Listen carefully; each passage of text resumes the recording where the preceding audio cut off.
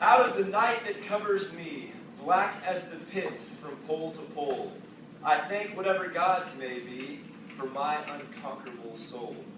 In the fell clutch of circumstance, I have not winced nor cried aloud. Under the bludgeoning of chance, my head is bloody but unbowed. Beyond this place of wrath and tears looms but the horror of the shade, and yet the menace of the year finds and shall find me unafraid.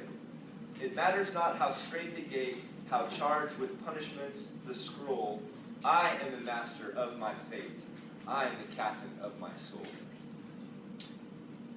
I received some advice when I was younger. The advice was to invent myself. Right?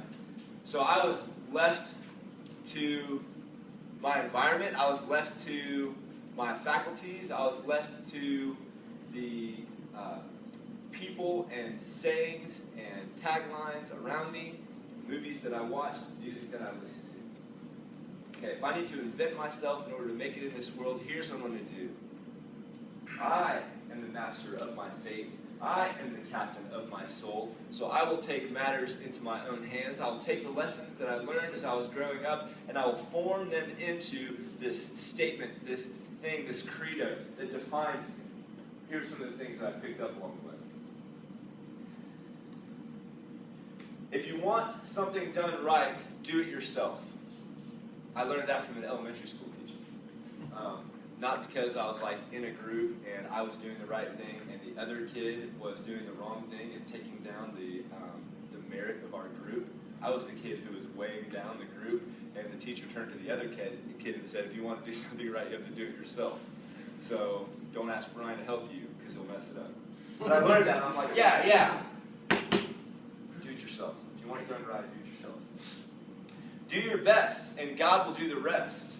That was on a poster of mine that I had on my wall. I had bunk beds in my room. It was cool. I had another poster that had an F-15 on it. You get out of it what you put into it. Sage advice that came from my uncle. I stayed with him in junior high over spring break. He ran track in college, and he was trying to help me get better at track. So he told me, get out of it what you put into it. Things like you eat. This was a good one. My dad showed me this quote. It says, my strength lies solely in my tenacity.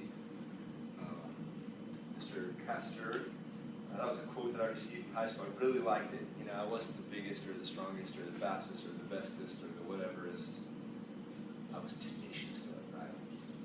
Reminds me of Rolando Blackman's basketball camp. I went to that when I was younger, too. My brother went there as well. My brother was good at stuff. I, not so much. My brother won the MVP of his age group every year he was there. This year was going to be my year. I'd been there several years and won nothing. But I was really determined this next year to win something. So after competing and working my little heart out, the award ceremony day came at the last day of camp. They go to the age group, certainly Seamus in his age group. That's my brother's name, it's Seamus. It's cool, it's Irish. He's cool, he's Irish. I'm Irish too, I'm just not cool. But MVP award goes to Seamus Lonergan. Okay, great, got that. Knew that was coming. Okay, they work all the way through the awards and they get me down to my age group. MVP comes along for my age group, and it is not me. But that's okay because they give out other awards as well. They give out the award of Mr. Hustle. I'm like, all right, been busting my tail pretty much all week. This one's got to be me. And the award goes to, not me. Okay, it's all right. There's still 2 more awards left. The next award was Most Improved. I set the bar pretty low, so maybe it could be me this year. Most Improved. The award goes to someone, not me. All right. So I'm down to the last award, and I'm crossing my fingers, and I'm holding my breath. Do you do that when you hope that you get something? I don't know. Whatever you do when you hope. Do you cross your fingers even? You don't even do that. Gosh, I didn't have things figured out when I was a kid. Or now. Anyway, so the award comes up, and it is the award for Most Determined. And who gets that? Me! Brian Lonergan gets the award, and I jog up to the stage, and I'm like, yes, here's my award, and I'm like, showing it to all my friends, and I get home and I'm like, sweet, I'm putting it up on my trophy shelf with a 8th place pumpkin carving contest. I look past my F-15 poster and I see, oh yeah, that's my brother's trophy case. It's full. I go back to mine and I'm like, which one am I going to put my most determined on this side of my pumpkin carving contest? Or this looks on top of it. No, took special care in that. And then as years rolled by, my trophy case didn't fill up, but I had plenty of time to look at that most determined award, and then I realized it's an insult more than anything. I mean, the MVP is the best guy there. Mr. Hustle is making things happen, he's here, he's there, he's making stuff happen, right? Most improved, or you were terrible when you got here, but it turned out all right. Most determined is you just wanted to get better. You didn't do it. You wanted to make things happen. I'm here wherever you need me to be. I was tenacious. I was determined. So I like that quote. It resonated with me. Then I heard this one from not the Bible, from someone who said, I'm sure this is in the Bible somewhere. Happens a lot when I was growing up. God helps those who help themselves. Okay, all these are going up into this is my credo. This is who I am. If I need to define myself, this is me.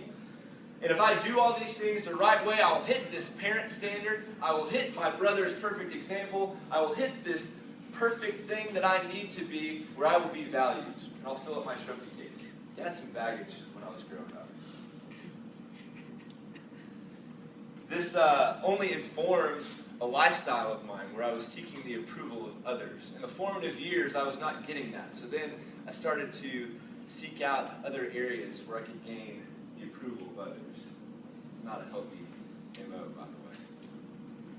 But I found myself, even in the things that my brother was doing perfectly, I was scrambling to get better in these things. And the more I scrambled to get better, the more hurried I got, the more rushed I got, the more panicked and frantic I got. And I found myself being further and further away from this thing that I was trying to reach. I felt like I was in quicksand, right? And the more you move around and you're frantic and scrambling and trying to get out of this thing, the further you find yourself in it. And the more that I was gaining, I thought I was gaining progress, the clearer I could see that I wasn't even close to this thing that I wanted to get to. I didn't have what it took to get there. Recently I read this idea of Augustine that has these weighted scales. He talks about grace, and he talks about depravity, and he talks about these scales. If life starts out and you have an equal chance to do good and bad, here is what it is. Adam had that, Eve had that, they had these even scales. You can do good, you can do bad. The second that they fell, the second that they disobeyed, the second that they took the fruit, boom, the scales were loaded, they were weighted. No matter how bad they wanted to do good, they were doing bad. Sin, fall, bad, just kept on happening. They couldn't, no matter how bad they tried to equal it out, the scales were loaded. They had no chance. In the same way, if I had a chance to be good and be valued and perform and be close to perfect, I feel that same weight. Imperfect. I'm trying to reach this perfect goal, but I can't. Because of who I am and what I do, I cannot reach that. I am imperfect. And I'm a slave to that imperfection. Nothing I can do is going to right that scale. One more idea that I had when I was growing up was this idea of, oh God. Not the oh God like OH God or any other reverent regard for God. It was oh God, O-W-E, God. Oh God, like I have to pay God back.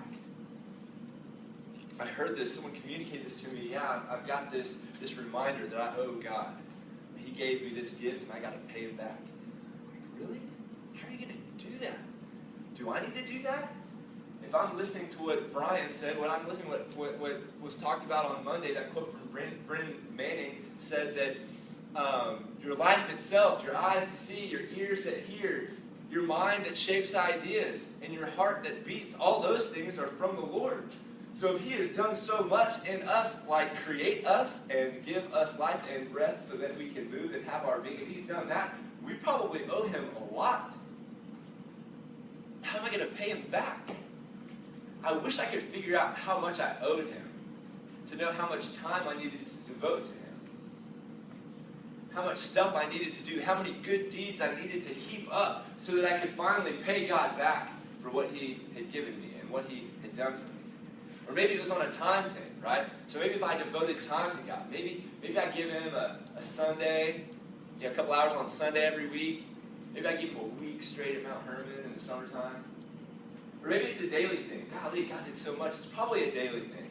If I had a daily devotion, I was doing this, or I was journaling every day, maybe that would help. Or maybe it works on like a retirement scale. So if I spend a lot of time really working to pay God back for so many years, then I could just, once I hit that mark, I could just retire and maybe focus on me. Yeah, but I like me. So what about I just wait till I'm older, because I probably don't have anything going on then. I just wait till I'm older, and so now I'll focus on me now, and I'll do what I want to do now, and I'll follow these goals that I have for myself now, and I'll pour myself completely into my sport, or my school, or my potential future career somewhere down the road. And then when I'm older, then I'll give that time to God, because that doesn't sound very exciting when I get older. That's kind of an old person joke that no one laughed at when I said that earlier. I usually count on Kyle's laugh. I'm just getting old people back because an old person made fun of me yesterday. Yeah. I walked out of the dining hall, I said, thanks, y'all. And then I walked like 3 or 4 steps, and I hear this, I don't think he's from around here. And then her and 2 other old people were like laughing at me, and that's not in my notes. Okay. I didn't have to do that. I should have given them grace. I wasted an opportunity, guys. That's another thing that I'm just going to have to pay that back. I'm going to have to work harder to get there so that I can make that right. Enough time, I can do that. Enough work, I can do that. I just wish I knew how much I've had to work. I wish I knew how much I work. I wish there was a Bible verse that could help me out with that. You know what? There is. Look at this. Matthew 18. Starting in verse 23. Man, this thing is convenient. I had it bookmarked and everything.